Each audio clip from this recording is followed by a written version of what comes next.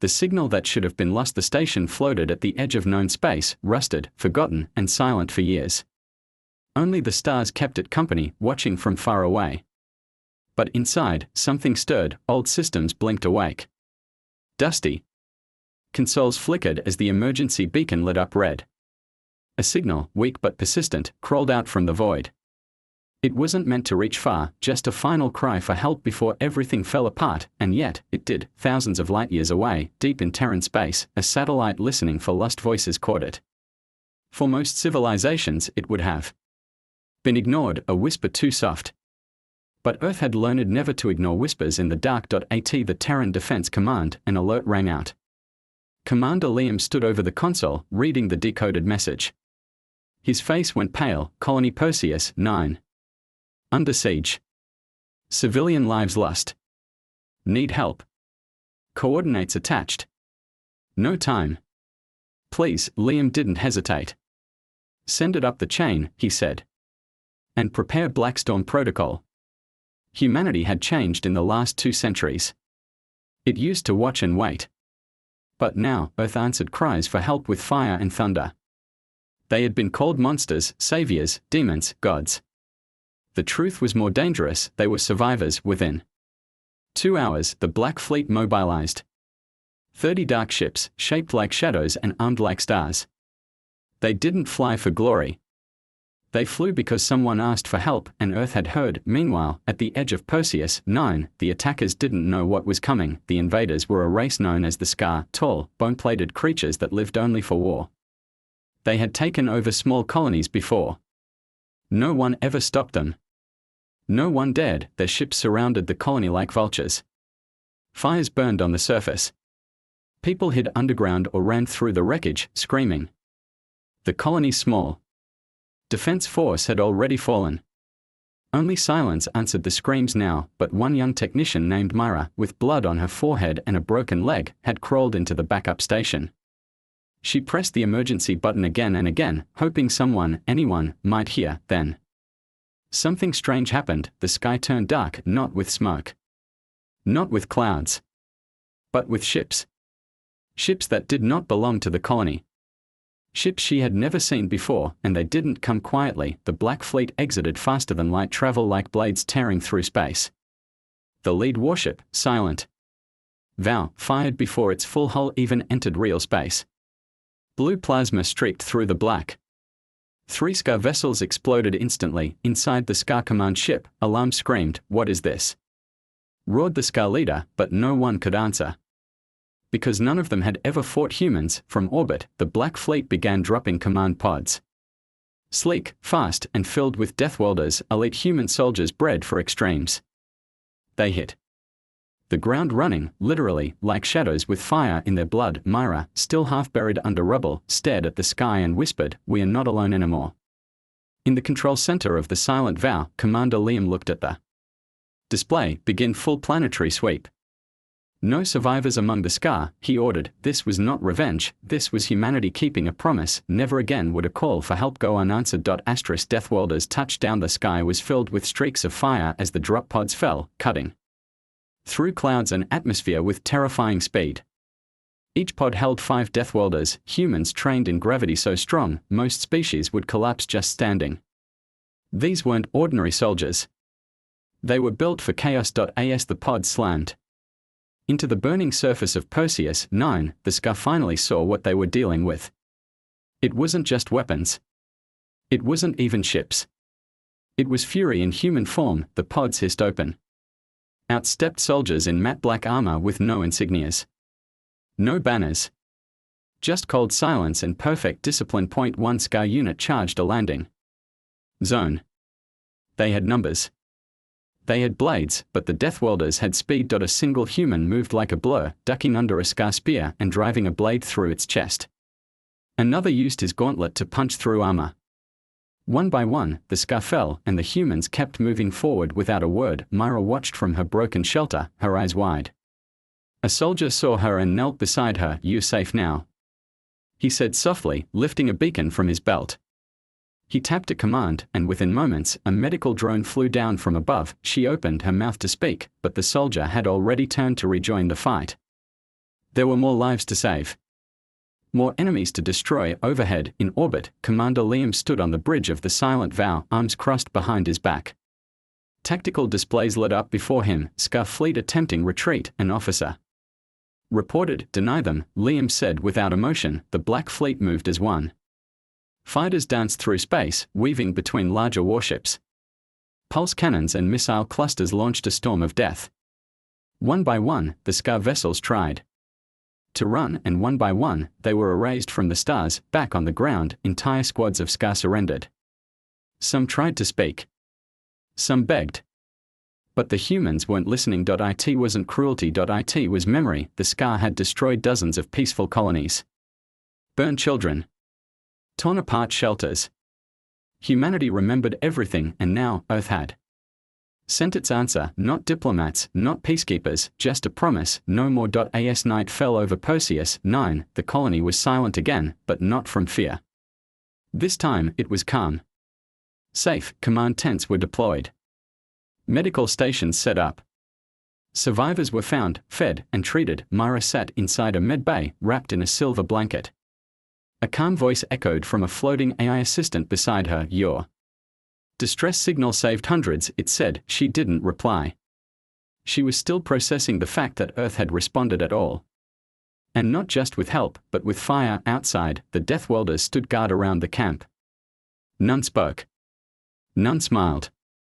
They were already preparing for the next call. Commander Liam sent a single message back to Earth: colony secured. Scar eliminated. Send rebuilding teams. We remain on standby. Far from Perseus 9, across the galaxy, other species were watching. The signal had been picked up not only by Earth, but by dozens of empires. They saw the Black Fleet. They saw the Death Welders. And they began to understand, humanity had changed. A cry for help had brought the storm, and the galaxy would never be the same again. Asterisk echoes across the stars. The fall of the Scar on Perseus 9 was over in hours. But the shockwaves were only beginning to spread. On distant worlds, powerful species tuned into the news feeds.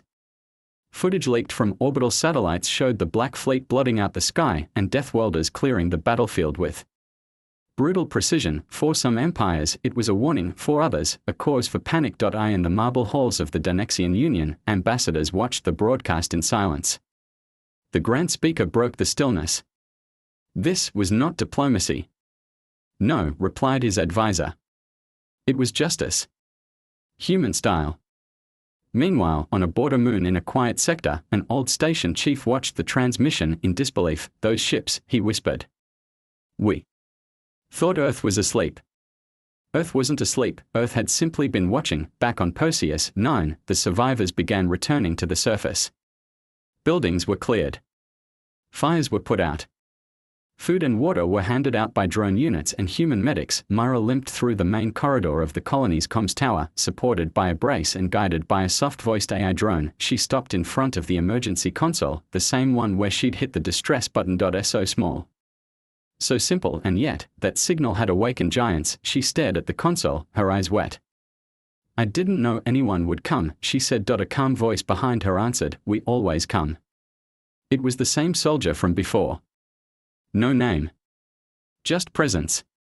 Tall, calm, with armor that still held scorches and dents from battle. Why? She asked. Why would Earth care? We are just one colony. We are not even important. He paused. Then said simply, because we were you once. Alone. Afraid. Hoping someone out there would care. He placed a small object on the console. It was a smooth, black cube with a single glowing light. Emergency beacon upgrade, he said. Standard now, for all colonies within Earth's reach. If you ever call again, our answer will be faster. Then he turned and walked away, leaving Myra staring at the cube like it was the most precious thing in the world. Above, in orbit, the Silent Vow prepared to leave. Commander Liam looked out over the burned horizon of the planet, sweep complete. No hostiles remain. Rebuilding begins tomorrow, the officer confirmed. Liam nodded. Where's our next assignment? He asked. Unknown distress ping, outer spiral. Unconfirmed threat. Primitive signal. Liam exhaled slowly. Prepare jump coordinates. The galaxy keeps calling. As the fleet vanished into faster-than-light corridors, the galaxy buzzed at the SCA weren't just defeated, they were annihilated. Species that had once ignored human space now hesitated to even speak Earth's name aloud. Others wondered, how far would humans go? How much power did they hide? One thing was clear, the distress signal wasn't just answered. It had changed everything. The message that once echoed alone in the dark now had a reply, burned into the sky for all to see. Humanity hears. Humanity remembers. And humanity is never far. Asterisk. The Council reacts in the shining capital of the Galactic Council. The High Chamber was in chaos, holograms flickered. Diplomats shouted. News feeds played the same terrifying footage over and over, humans dropping from orbit like meteors, scar. Warships vanishing in a blaze of plasma, and civilians being shielded by emotionless black-armored soldiers. They flattened a war fleet in minutes. One ambassador screamed, they violated 10 Council military protocols. They weren't invited, they didn't even ask permission to enter scar-held space.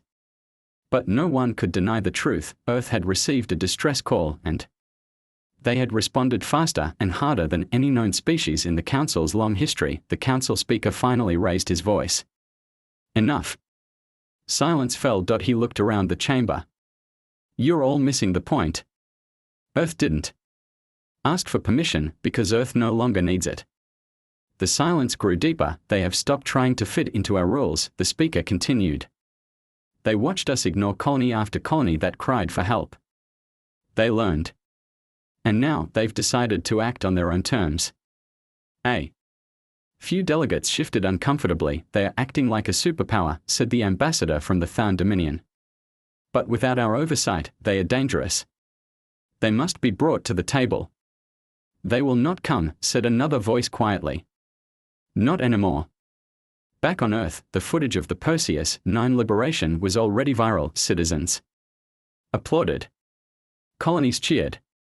Soldiers quietly prepared for the next mission, and on the silent vow, deep in interstellar space, Commander Liam received a direct message from Earth's Defense Command, new orders. High priority distress call. Coordinates attached. This one may not be like the others. Liam frowned, what do we know? The officer beside him answered, signal origin is a border station of the Otran species. Neutral zone. No sign of military activity. Just silence. They sent one message. Then nothing. Any known enemies nearby? None confirmed. Liam stared at the screen for a moment, then nodded. Set course. Full fleet. Prepare scouts. If the silence is real, we'll find out why. As the silent vow prepared to enter jump space once again, Myra, still recovering aboard a med transport, watched the stars from a small window.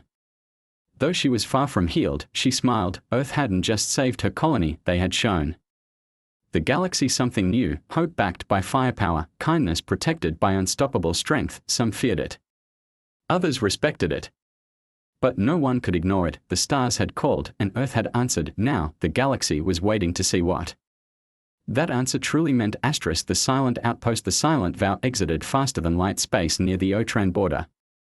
The station floated ahead, cold, dark, and dead. No lights. No heat. No response. Liam stood on the bridge, arms crossed. Scan the station. Life signs. None, his officer replied. But no damage either. No hull breach. No distress. Flare. It's like they just stopped. Send in a recon team.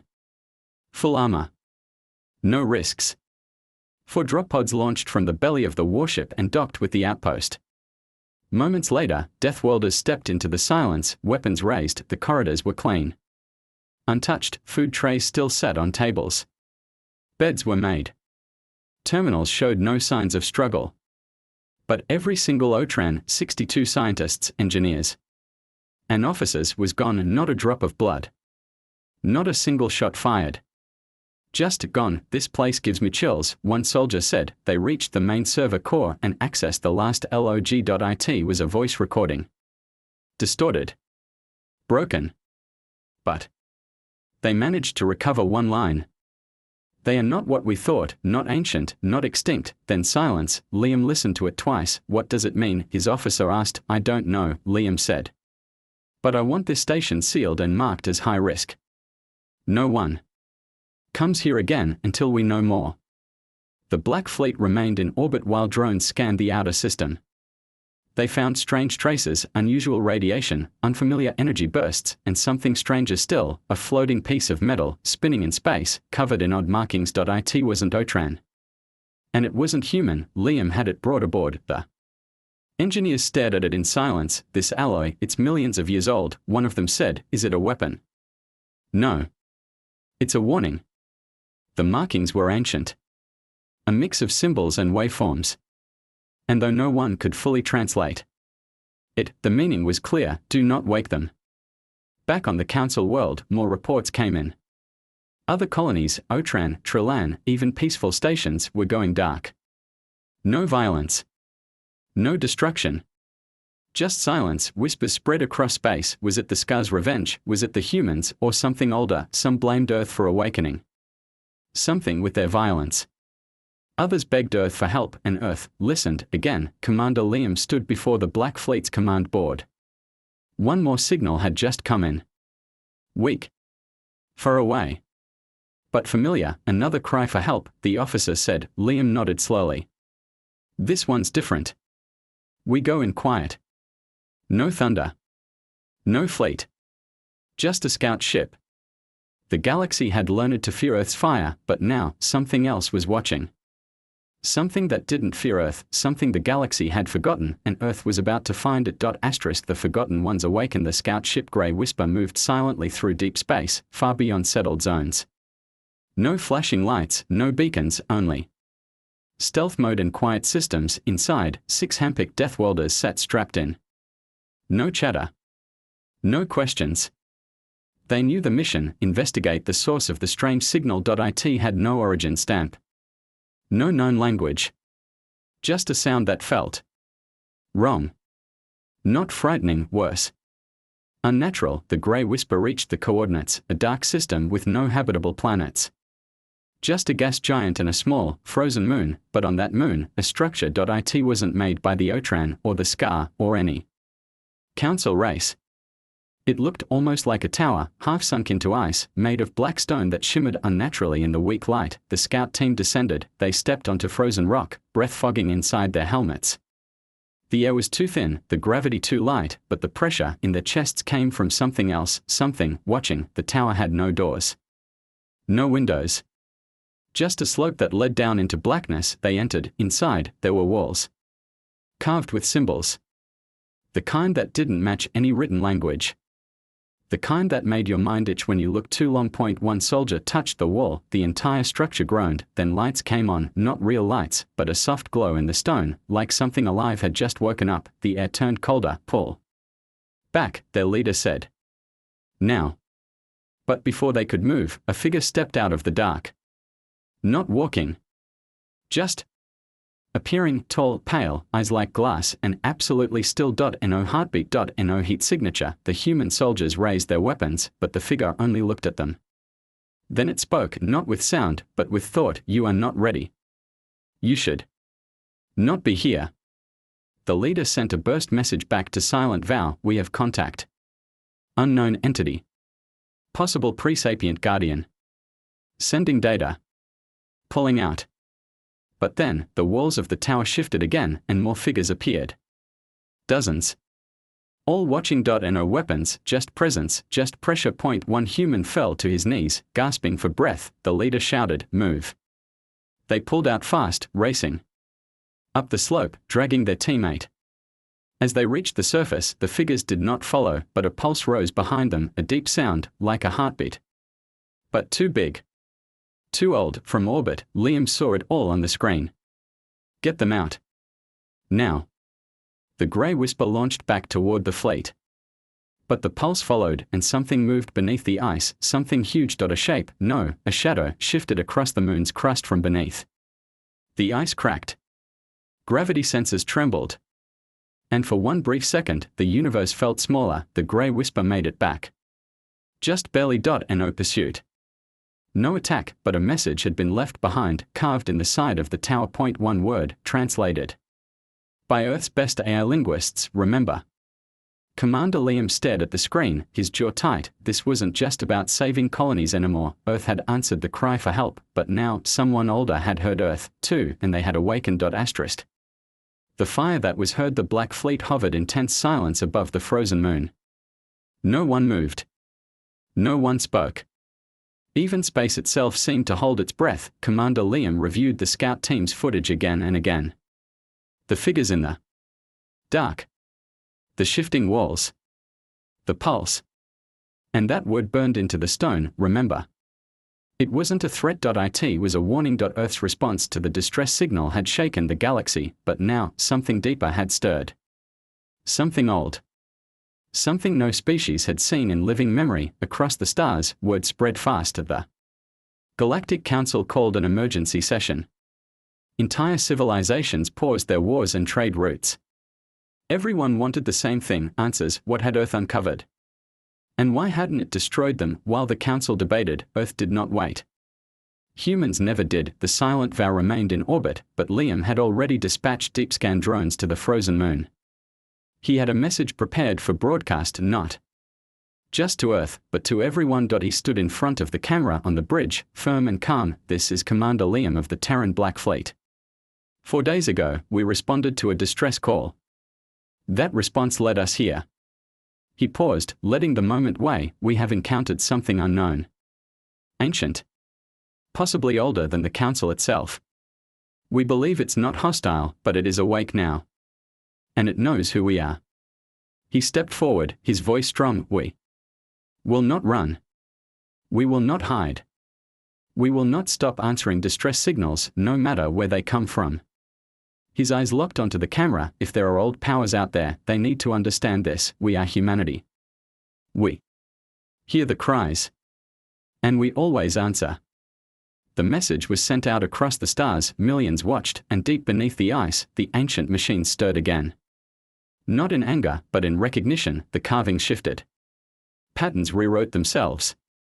A second message formed, relayed silently to Earth's AI intercept systems. We heard you. We remember. You are not like the others. Humanity had done what the great empires feared to do. They had answered. They had brought not only ships, but heart, fury, and hope, and in doing so, they woke something that had once watched over the stars, something that now watched again. Epilogue. The stars remember. Months later, on Perseus 9, the colony was rebuilt. Children laughed in clean streets. Farms grew again. And the emergency beacon on the comms tower now glowed with Earth's mark, a small blue light that never faded. Myra sat beneath the sky, watching for ships. She knew more would come. She knew Earth was out there, always listening, and somewhere far beyond the rim of the galaxy, deep in forgotten voids, silent watchers now turned toward Earth with new understanding, because a single distress signal, meant to be lost, had instead shaken the galaxy awake, and now the stars remembered humanity.